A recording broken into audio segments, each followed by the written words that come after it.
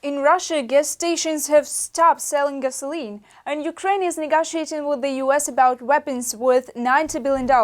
We'll tell you more in this episode, so you'll be in focus. Don't forget to subscribe and stay with us for the latest updates. No gasoline. Every 50th gas stations in Russia has stopped selling fuel, and in occupied Crimea, half have shut down completely. The shortage has reached Moscow as well as Leningrad region. A fuel collapse is unfolding amid soaring military spending and a deepening economic downturn. Bankers are sounding the alarm. The breakdown is already underway. The growth of the Russian economy has stopped. Oil revenues have fallen. The budget deficit has grown to the largest in the last 3 decades. Inflation and interest rates remain unbearably high. After a significant increase in military spending, the data on which the Kremlin is concealing, Russian ministers, bankers, and economists are publicly warning that the economy is in deep crisis. The ongoing war puts banks at risk of bankruptcy, and consequently Russia's state budget, especially if additional sanctions are introduced.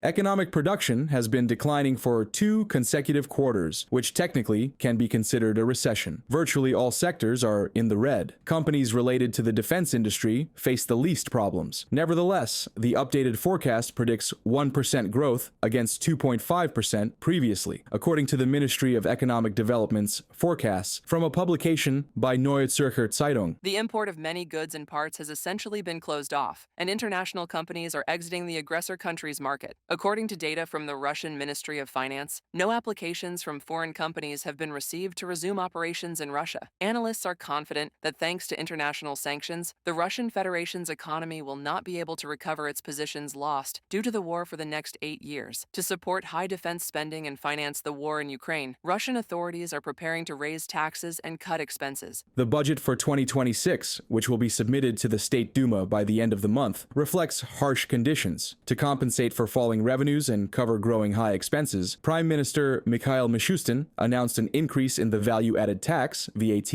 by 2 percentage points to 22%. Meanwhile, small and medium-sized enterprises will now be fully subject to VAT if their revenue exceeds 10 million rubles, approximately 95,000 Swiss francs. Previously, the threshold was 60 million rubles from a publication by Neue Zürcher Zeitung. The Ministry of Finance ignored business concerns, keeping the base interest rate at a record 21% in July and claiming that the economy is cooling. Over the half year, GDP grew by 0.4% compared to the previous year, which is below the June indicator of 1%.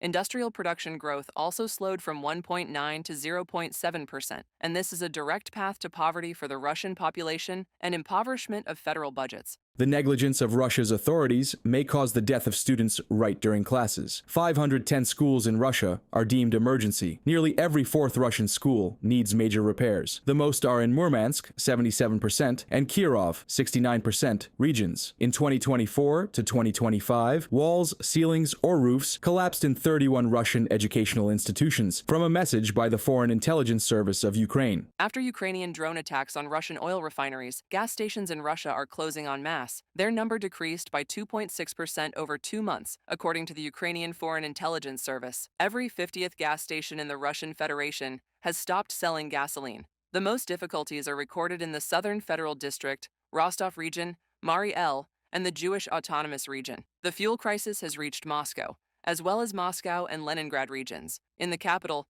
Lukoil has banned selling gasoline in canisters at some stations. This is far from the first, and judging by everything, not the last gasoline crisis. If we talk about history, we can recall the gasoline problems in 2011, 2018, 2021, and 2023. So, apparently, besides the current reasons, we should speak about the fact that Russian oil refining, the industry management mechanism, and the economic regulatory tools used in the Russian Federation are in quite a deep crisis.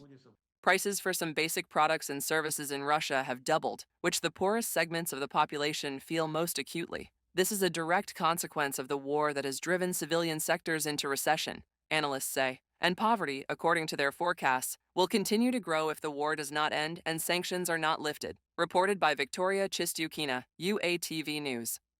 President Zelenskyy announced a high-stakes trip to the US in October for critical arms talks. And that's not all. Media report that Ukraine is pushing hard for powerful Tomahawk missiles. Reportedly, Trump has given the green light, according to Kellogg and Vance. Stay tuned for more details. Ukraine has submitted all its wishes and requests for weapons to U.S. President Donald Trump as part of a major arms sale agreement, stated Volodymyr Zelenskyy. He did not provide details regarding long-range Tomahawk missiles.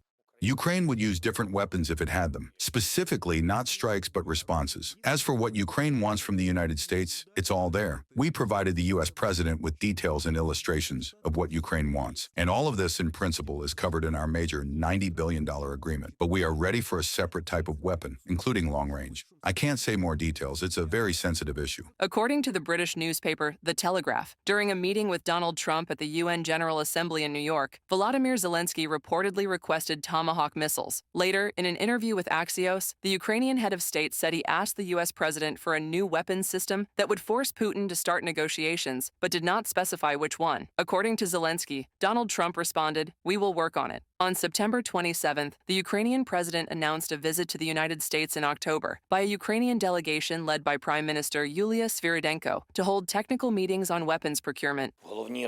We discussed the main things, agreed with President Trump, and now we are moving to practical implementation. We had an agreement on purchasing relevant weapons in the U.S. through various programs. We discussed, in addition to the major weapons deal, which we call the mega deal for purchasing weapons from the United States, a drone deal, and technical teams are starting to work on this deal. These are our drones that the U.S. will buy directly. American media reported that the White House administration is exploring the possibility of providing Ukraine with long-range Tomahawk missiles. For the first time after meeting with Volodymyr Zelenskyy, the U.S. president expressed optimism about Ukraine's chances of regaining control over its territory within internationally recognized borders. Because I've been watching the way what Russia's been doing. I'm very dissatisfied with what Russia's doing and what President Putin is doing. I haven't liked it at all. He's killing people for no reason whatsoever, and they are doing very poorly considering they have put it all out on the line. Their economy is going to hell. They're bombing the hell out of everything, and they're picking up a very little territory, if any. In fact, they're losing some territory.